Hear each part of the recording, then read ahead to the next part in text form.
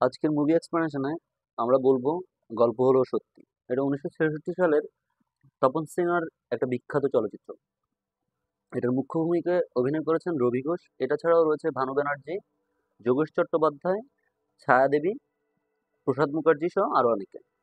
এর গল্পের দিকে যদি আমরা আলোকপাত করি তাহলে আমরা শুরুতেই দেখতে পাই যে একটা একান্নবর্তী পরিবার, যেখানে পরিবারের কারোর সাথে কারো মতের মিল নেই।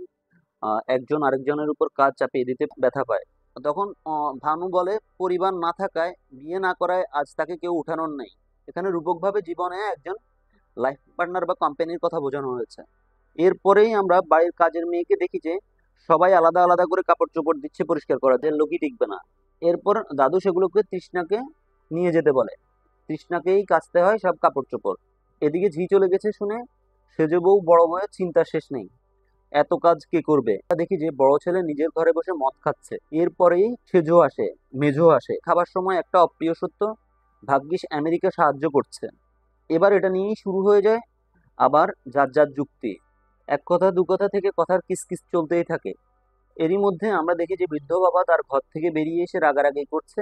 তাকে এখনো খাবার দেওয়া হয়নি আর সবাই খাচ্ছে।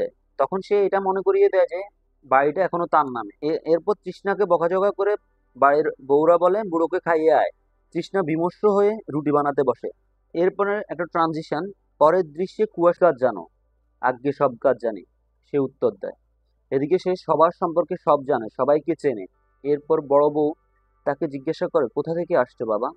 কথাবার্তায় যেন এক জাদুকরের ছোঁয়া লেগেছে পরিবারটিতে। এদিকে তৃষ্ণা তার বন্ধু পছন্দের মানুষ অলোকের সাথে আড্ডা দিচ্ছিল। ছেলেরা মানসিক প্রশান্তি খুঁজে পেতে থাকে চেঁচামেচি কোলাহল কমে যাওয়াতে।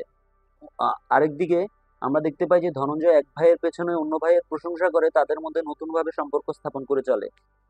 সবাই এক হতে থাকে, হাতে হাত মেলায়, একজন একজনকে স্যাক্রিফাইস করতে শিখে যায়। তীর বাক্স উদ্ধার করে অলোককে দিয়ে দেয়, বাসার সবার সামনে এসে বলে অলোক সেটা উদ্ধার করছে। সবাই অলোকের সাহসের প্রশংসা করে। একই সাথে বিভিন্ন বিষয়ে কথোপকথনে এক ভাই অন্য ভাইয়ের প্রশংসা করতে থাকে।